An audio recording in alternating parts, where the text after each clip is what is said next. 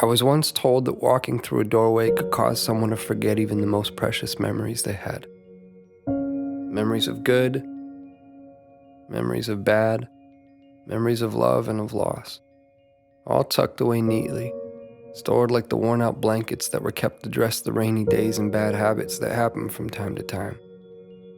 Or what it felt like to rest your head on a friend's shoulder that still carries with it the creases from where you last placed your heart. Just like that. Gone within a single step. That somehow 3 beams and an imaginary line drawn across some old aching floorboards were all that stood between you and the infinite silence of the very things that once colored your mind with sound. It's funny. You can make yourself believe almost anything if you think about it for long enough. Was that you? Was that you?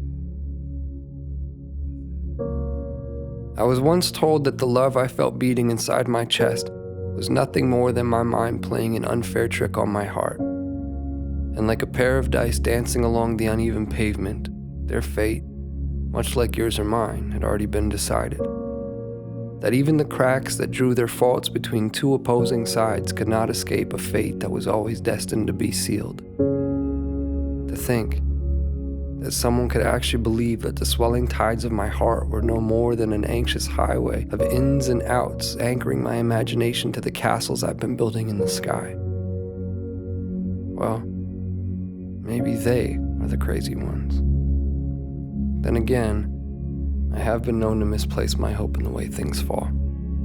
And if I had to confess, there stands a greater chance that I've all but lost my mind in here. So I suppose it's better off this way.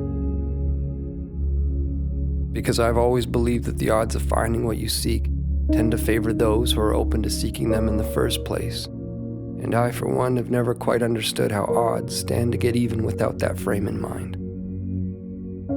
To be clear, I've seen a million faces. I've seen a million different faces, each one mirroring that of your own. And still, none of them have felt like home to me. None of them have felt like you. So here we are. And I can vaguely and strangely trace your outline. I can remember what it felt like to hold you. I can remember what it was like to stare blindly into your eyes for what felt like an eternity. How could I forget that? I could never forget that. I could never forget you. No matter how long it takes for my words to make their way through the vastness of this place we've called home, I unto you and you unto me, I say them and will continue to do so. Day after day, night after night, never knowing if you'll actually hear them. There's no place for time here.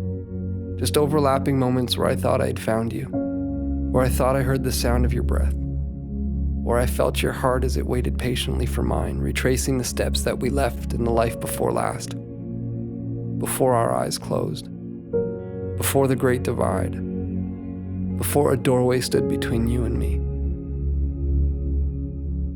As it stands, I found myself in that doorway again, with both feet in and your heart on my sleeve, but I can't bring myself to walk through this time.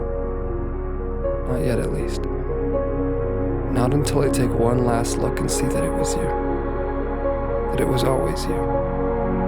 Our hearts strewn across those old fragile floorboards. The silhouettes of each and every one of our memories playing out like a story that we both know we've seen before. I remember now. This was where I first found you. Beyond those closed doors, I will find you again. My love, I will find you again.